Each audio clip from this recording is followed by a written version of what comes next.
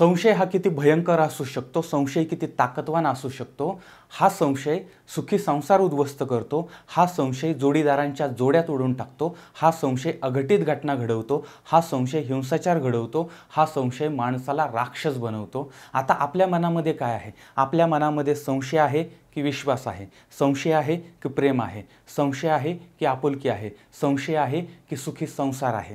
कारण आज आपण जी घटना बघणार आहोत ती घटनासुद्धा आपल्याला फार मोठा धडा देणारी आहे आणि ती घडलेली आहे कोल्हापूरमध्ये। कोल्हापूर या ठिकाणचं शाहूवाडी आणि त्या ठिकाणचं वारणा कापशी नावाचं एक ठिकाण आहे किंवा गाव आहे। तर या ठिकाणी राहतोय राकेश रंगराव केसरे। याचं वय साधारण 30-35च्या आसपासचं आहे आणि याचं लग्न झालेलं आहे। याला 2 मुलं आहेत।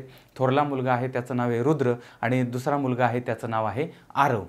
आता ह्याच्या लग्नाबद्दलची माहिती अशी माध्यमांमधून समोर आली होती की एका बांधकाम साईडवरती हा राकेश काम करत होता। त्यावेळेस त्याची ओळख एका तरुणीबरोबर ती झाली। त्याच्यानंतर मग या दोघांचं लग्न झालं आणि अशी माहिती समोर आली होती की दोघंही एकाच गावामध्ये राहणारे होते। असो, तर हा जो राकेश आहे तो बांधकाम साईडवरती काम करायचा किंवा सेंटरिंगची व इतर कामं करत होता। नंतर कोरोना आला, कोरोनामुळे ती कामं बंद पडली आणि आता हा राकेश जो आहे तो सरूड या ठिकाणचं एक हॉटेल आहे त्या हॉटेलमध्ये काम करत होता।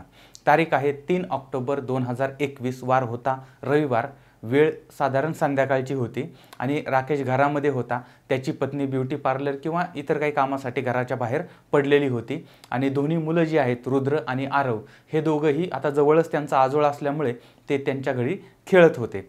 संध्याकाळी साधारण 5च्या सुमारास हा लहान मुलगा जो आहे आरव तो घराकडे निघाला, पण 7 वाजले तरी पण तो घरी पोहोचला नाही।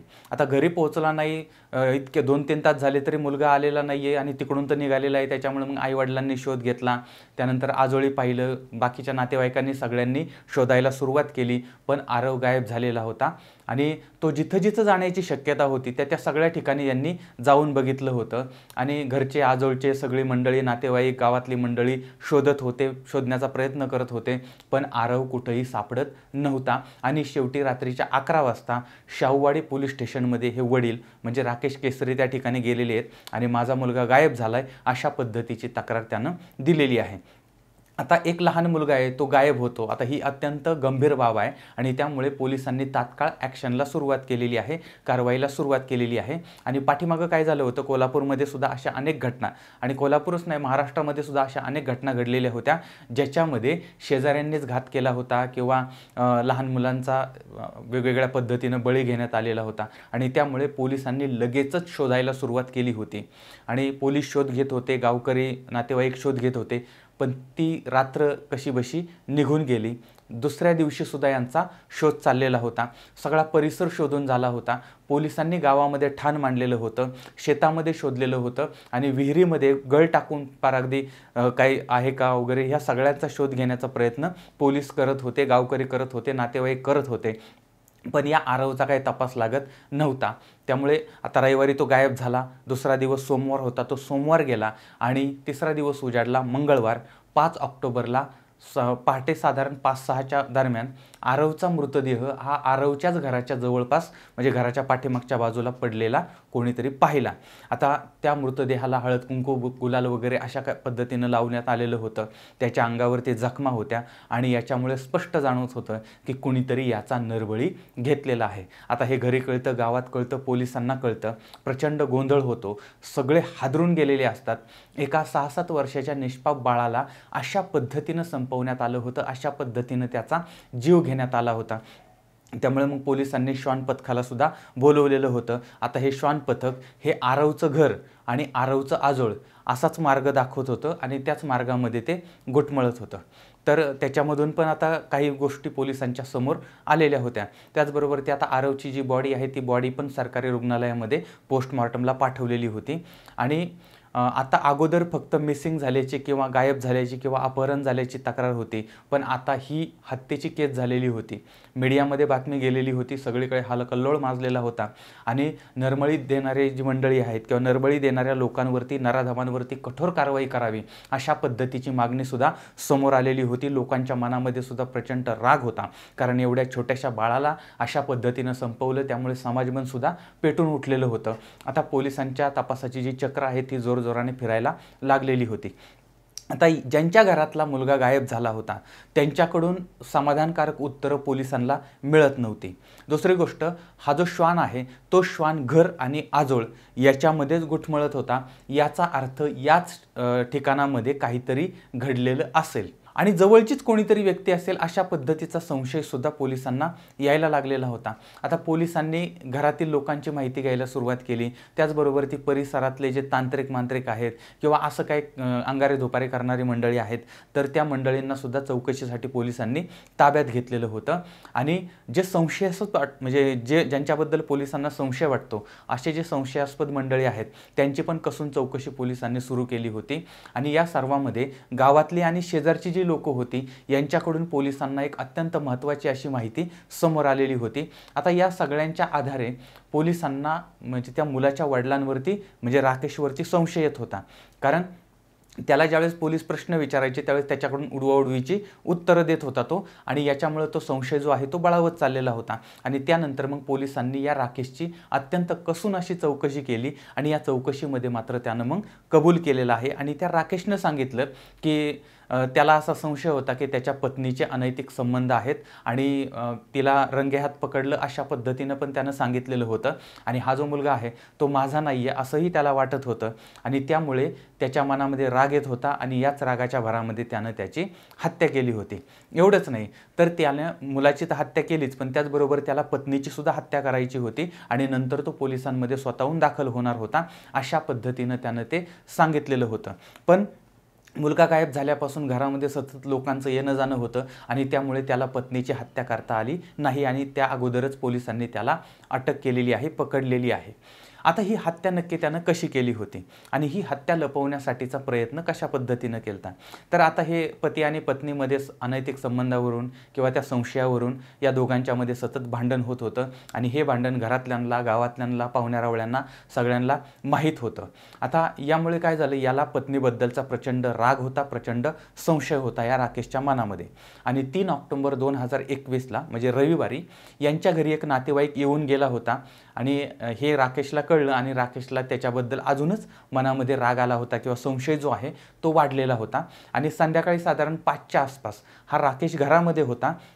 त्याची पत्नी जी आहे ती ब्युटी पार्लरमध्ये किंवा बाहेर काहीतरी कामानिमित्त गेलेली होती आणि आरव जो आहे तो मुलगा हा खेळून घरी आलेला होता.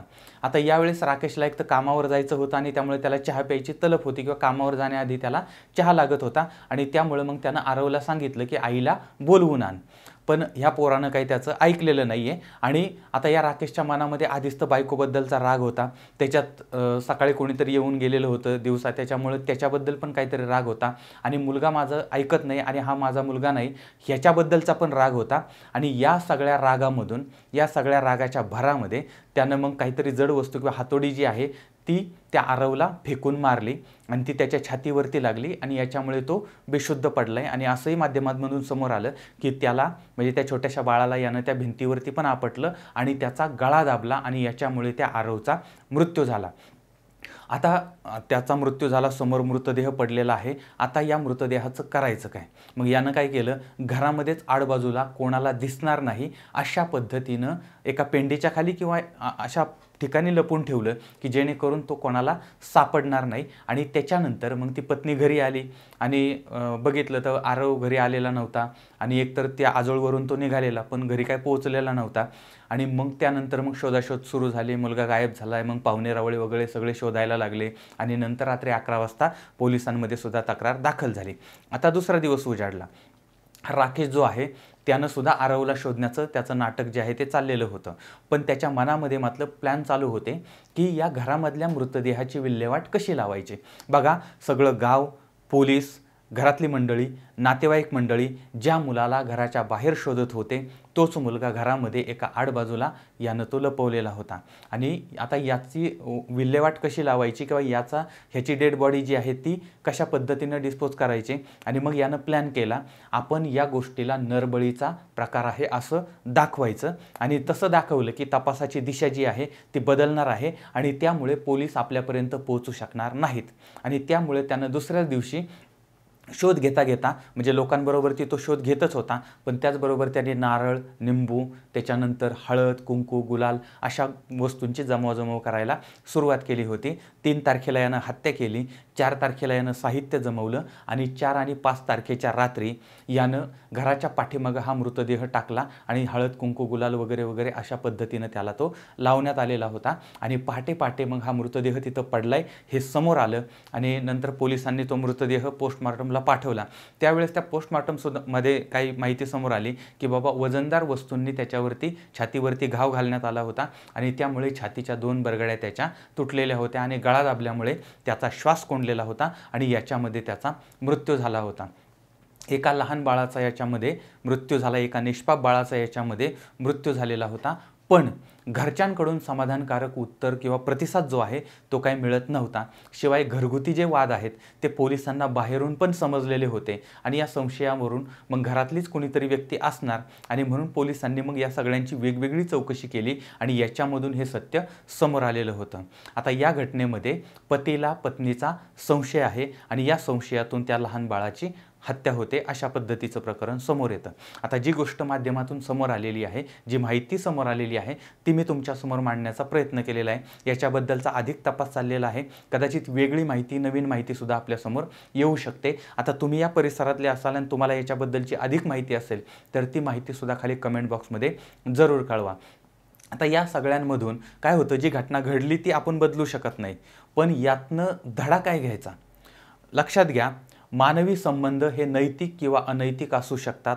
मानवी संबंध हे योग्य किंवा अयोग्य असू शकतात, चांगले किंवा वाईट असू शकतात. पण याच्यामधून जन्माला येणारा जीव हा निष्पापच असतो, निरागसच असतो. याच्यामध्ये या जीवाची काहीही चूक नसते.